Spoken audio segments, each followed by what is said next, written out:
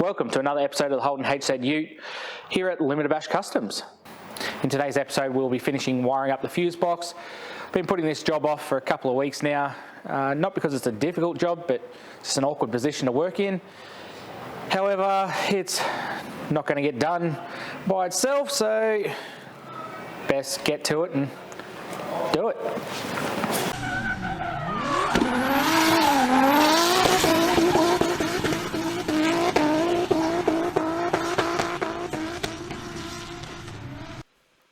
What you'll see me doing here is just going through and testing all the power wires for the inputs to the fuse box, then labeling them, and just getting ready in general for the removal of the fuse box and the installation of our new one.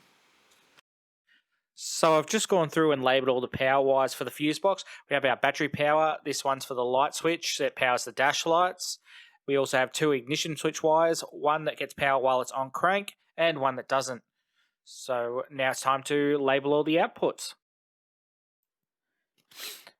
Update time. Save boring everybody by having you watch me label a bunch of wires. Here's the end results of me doing just that. The old fuse box is no more. We've created a bigger mess than we had before, but we now have all the labels on the wiring, and what we've got to do now is connect it all into the new fuse box. So this here is the old fuse box. You may notice it's not in the best condition. And if we flip it over, you can see that the whole thing is rusted, and I'm pretty sure it was what has been the cause of a lot of our electrical issues that started back when we were installing the gauges and pulling on the wires in behind the dash. So fingers crossed, this new fuse box will take care of most of our remaining problems with the car, at least in the electrical side of things. So as you can see, I've removed the fuse box from the car. I did this to change my plans up. Initially I was going to solder the wires into the existing loom. However, due to the length of them and their location, I've decided against that and to instead fit a connector or a couple of connectors. This is because if I was to solder it, due to the length of the wiring in the car, basically it all gets soldered at the same point. So right here at the end should create a bit of a mess, a large lump of joins, and it wouldn't look neat. It would be a stress point, as the whole flex in the loom would then be at that one location. It also increases the chance of shorting in the future if something doesn't quite go right. So instead, we're going to use connectors. At the moment I have two white connectors.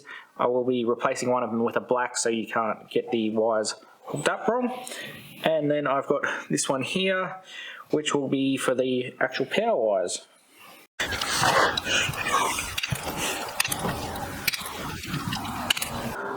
I don't know if I covered this in the last video or not. It's actually been a couple of weeks since I've worked on the vehicle.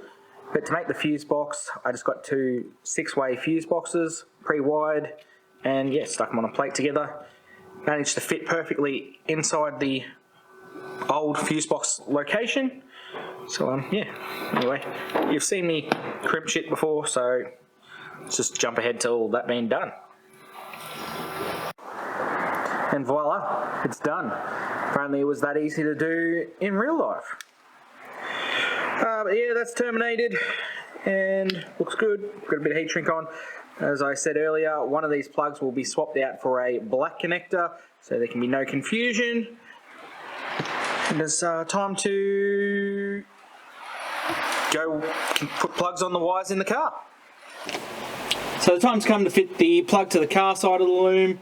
And again, this is not a very exciting job. It's just a matter of putting pins and connectors onto the end of wires so we can connect this up.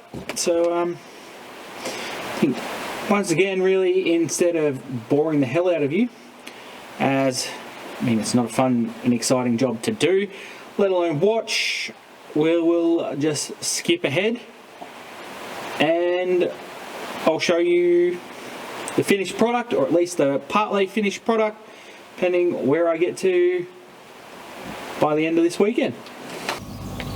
What a job that was. It turned out to be a lot more involved than I originally thought or intended for it to be. It's still pretty messy, but the fuse box is in and the car is once again running and everything seems to be operating as it should. Let me just grab the camera and bring it over and I'll show you a bit more of a close-up. So there you go. That's what it looks like now. Obviously, yeah, it needs some tidying up still, as the wiring is still kind of messy there, but it's a significant improvement, and will hopefully deal with some of the problems we've been having.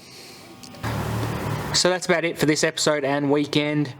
I managed to achieve basically what I was hoping to. Didn't get to any of the tidying up of the wiring in the engine bay, but we got the fuse box in and the car operating. So job well done. And yeah, I guess thanks for watching, and hopefully I'll see you in the next episode. Catches.